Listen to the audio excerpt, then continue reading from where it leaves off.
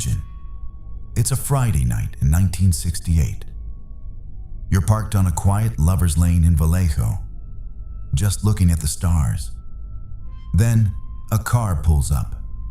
A flashlight blinds you. And before you can even speak, the world turns into a roar of lead and gunpowder. Most killers want to get away. But this man, he wanted to be famous. He didn't just want your life. He wanted your fear. He sent 4 ciphers to the police. One of them took 51 years to solve. And what it said wasn't a confession. It was a taunt from a monster who never intended to be caught. Tonight, we aren't just looking for a name. We are looking for the man who turned Northern California into his own private hunting ground. The man who wore the crosshair. It started as a series of isolated tragedies. Lake Herman Road, Blue Rock Springs. The police thought they were looking for a disgruntled local, a jealous ex. Then, the phone rang. July 5th, 1969, 12:40 a.m. A man called the Vallejo Police Department from a payphone just blocks from the station. He didn't sound panicked. He sounded bored. He told the dispatcher, "I wish to report a double murder." He gave the location. Then, the kicker. "I also killed those kids last year. Goodbye." The call was traced, but by the time they got there, the booth was empty. Just a dangling receiver and the smell of ozone. Weeks later, the letters arrived, the trinity of letters. 3 separate envelopes sent to the Chronicle, the Examiner, and the Times Herald. Inside each was 1/3 of a code, a 408-symbol cryptogram. He threatened to kill a dozen people that weekend if the papers didn't publish it on the front page. He was holding the entire city hostage with a pen. The papers complied. The city stayed inside, doors locked, curtains drawn, and the public, they started trying to crack it. Not the FBI, not the CIA. A high school teacher and his wife solved the first one in their living room. The message was chilling. "I like killing people because it is so much fun. It is more fun than killing wild game in the forest because man is the most dangerous animal of all." The misspellings were intentional. A smokescreen? Or a sign of a decaying mind? If the letters were the mind of the Zodiac, September 27th, 1969, was his soul. Lake Berryessa, a picturesque afternoon. Brian Hartnell and Cecilia Shepard were relaxing by the water. They saw a man watching them from behind a tree. He didn't run. He put on a costume. This is the moment the Zodiac became a legend of horror. He stepped out wearing a black, 4-cornered hood, square-topped like a medieval executioner. On the chest, a white circle with a crosshair meticulously stitched. He wore clip-on sunglasses over the eye holes. He carried a wooden-handled knife and a length of plastic clothesline. He told them he was an escaped convict from Montana. He said he needed money in their car to get to Mexico. He made Cecilia tie up Brian. He was calm, polite, almost gentle, until the ropes were tight. Then, the calm vanished. He drew the knife. Brian was stabbed 6 times. Cecilia, 10. He didn't take the car. He didn't take the money. He walked over to their car, took out a black felt-tip pen, and wrote the dates of his previous murders on the door. Then, he added his symbol. He wanted the police to know exactly who had been there. He wanted them to see his work. Brian survived. Cecilia didn't. Brian's description of that hood, that's the image that still keeps investigators awake. Because it wasn't a mask to hide.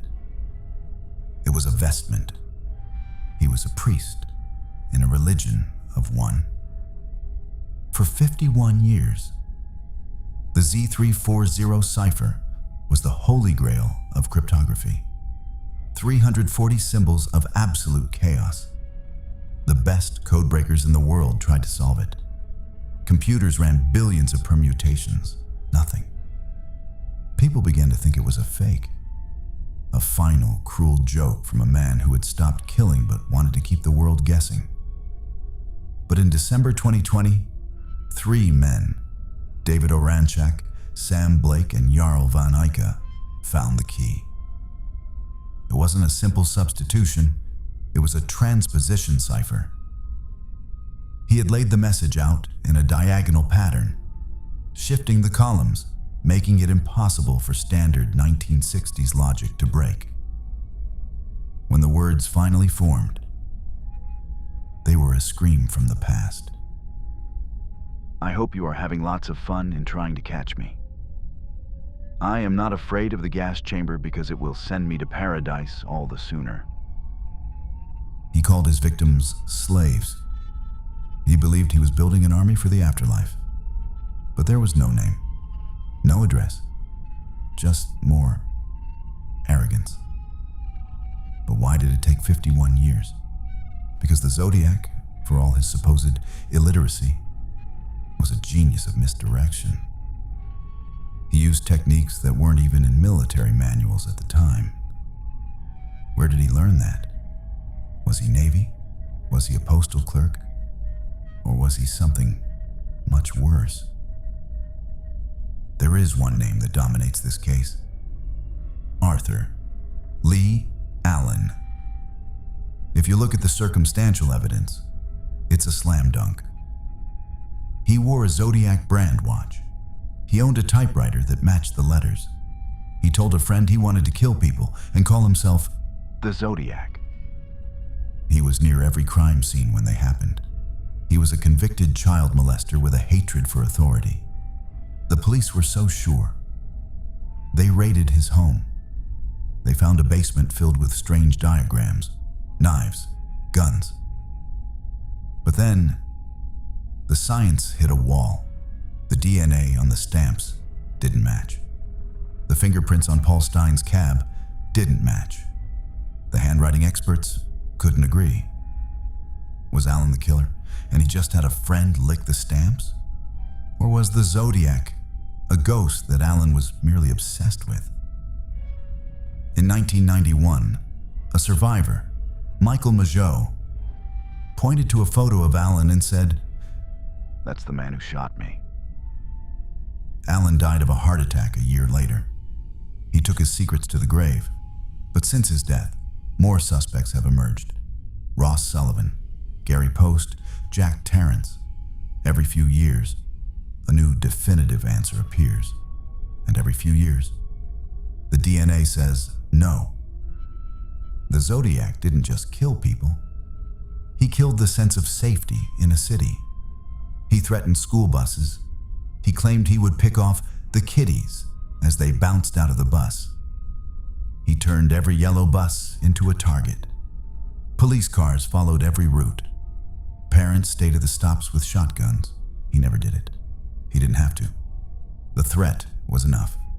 The Zodiac was a terrorist before we had a word for it. And then, in 1974, the letters stopped. Silence.